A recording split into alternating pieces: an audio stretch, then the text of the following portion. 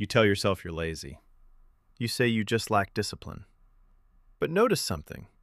You don't procrastinate on everything. Only the things that would make you visible.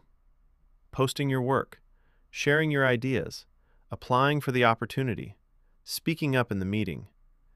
You delay the moment you could be seen. And maybe that's not laziness at all. Maybe it's fear. But fear of what exactly?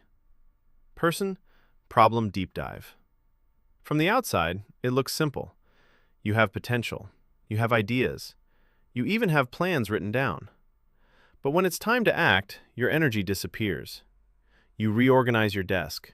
You watch another video. You tweak the design one more time. It feels productive, but it isn't movement. This isn't random.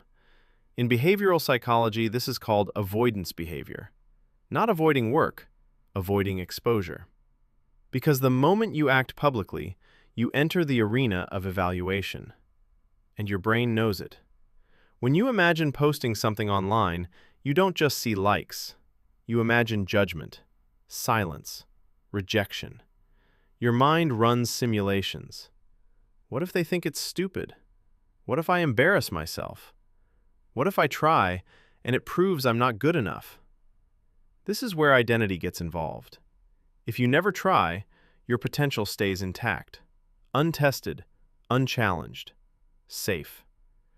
There's a strange comfort in unrealized potential, because once you act, your identity becomes measurable, and that's terrifying. You don't call it fear. You call it not ready. You call it waiting for the right time. But deep down, you know the right time isn't coming. So why does your brain keep stopping you? To understand that, we need to look at how the brain interprets visibility. 3. Reframe. First, something important. You are not broken. This pattern didn't appear by accident. It's an adaptation. Humans evolved in small tribes. Reputation meant survival. Being rejected by the group wasn't emotionally uncomfortable. It was dangerous. So your nervous system developed a bias. Visibility equals risk. Especially if you're naturally sensitive, reflective, or high in trait neuroticism, a personality dimension linked to threat detection. Your brain scans for social danger more intensely. That doesn't make you weak. It means your threat detection system is finely tuned. The problem is, modern visibility isn't the same as tribal exile, but your nervous system hasn't updated the software. So when you hesitate, it's not laziness, it's protection. But protection from what? 4. Psychological mechanism. Let's break it down. When you consider doing something visible, like sharing your work, your brain activates the amygdala. The amygdala's job is simple: detect threat. It doesn't distinguish between a predator in the wild and social rejection. Both register as potential danger. Here's the mechanism. Cause. You imagine being evaluated. Mechanism. Amygdala signals threat to stress response, activates to cortisol rises to prefrontal cortex, decision-making center, becomes less efficient. Result. You feel anxious, foggy, avoidant. Avoidance reduces anxiety temporarily. That relief teaches your brain something powerful. Avoidance works. This is negative reinforcement. The removal of discomfort strengthens the behavior. So each time you delay posting or don't speak up, your brain wires the pattern deeper. It's like carving a path through grass. The more you walk around the spotlight, the clearer that avoidance path becomes. Here's a simple mental model. Think of your brain as a security guard. Its job is not to make you successful. Its job is to keep you safe. And safety often means small, invisible, predictable. The guard doesn't hate your dreams. It just doesn't understand them. But here's the deeper question. How do you move forward without triggering the guard into full panic mode? 5. Practical framework. Not with hype. Not with just be confident, but with psychological leverage. Step 1. Shrink the spotlight. What to do? Reduce the scale of exposure intentionally. Share imperfect drafts. Speak once in a meeting instead of dominating it. Why it works. Gradual exposure therapy shows the brain that feared situations are survivable. Repeated low-intensity exposure weakens the amygdala's threat response over time. Real-life example. Instead of launching a big project publicly, send it to one trusted friend first. Let your nervous system experience visibility in small doses.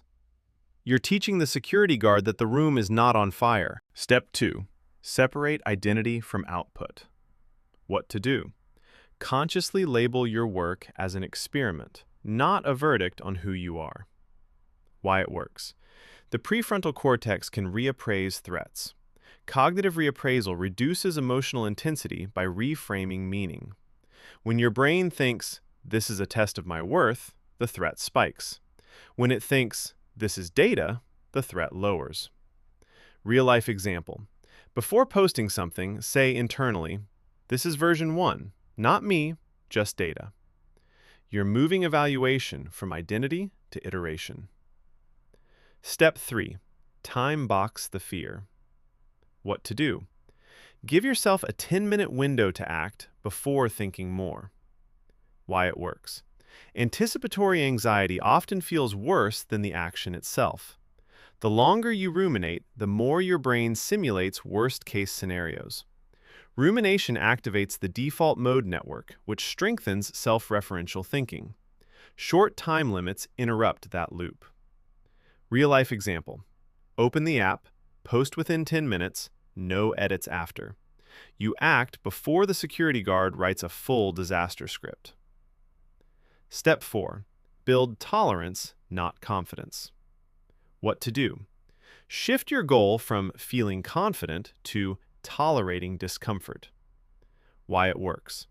Emotional resilience is built through distress tolerance, a concept rooted in behavioral therapy. Confidence often follows exposure. It rarely precedes it. If you wait to feel ready, you reinforce avoidance. If you move while uncomfortable, you expand your window of tolerance. Real-life example. Notice your heart racing before speaking. Speak anyway. Let your body learn that anxiety doesn't equal catastrophe. You're not chasing comfort, you're training capacity. Step 5. Redefine visibility. What to do? Shift your internal narrative from being judged to being useful. Why it works. Pro-social motivation reduces self-focused anxiety. Research shows that when attention shifts outward toward contribution, self-evaluative threat decreases. Your brain relaxes when the focus isn't survival of ego, but service. Real-life example. Before sharing an idea, ask, "Who might this help?" That question redirects your neural spotlight. Visibility stops being exposure. It becomes offering. 6. Integration. Let's bring this together. Your laziness was never laziness. It was a security system doing its job too well. Imagine 3 circles. At the center, comfort. Next, growth. Outside, panic. Most of your avoided actions sit in the growth zone, but your brain labels them as panic. Your work isn't to eliminate fear, it's to reclassify experience. Through small exposures, through identity separation, through fast action, through tolerance, through contribution. You slowly teach your nervous system a new rule. Seen does not mean unsafe. And something subtle happens. The spotlight feels warmer, not harsher. 7. Quiet, empowering close. One day you will realize you're not less afraid, you're just less obedient to fear. And that's different. You will still feel the hesitation, the tightening in your chest, the voice saying, "Wait." But you'll recognize it, not as truth, not as proof you're incapable, just as an old security guard doing rounds in a world that has changed. You are not lazy. You are protecting yourself from being seen without armor. But growth requires light, and light requires exposure. So maybe the real question isn't, how do I become disciplined? Maybe it's this. What could your life look like if being seen felt safe?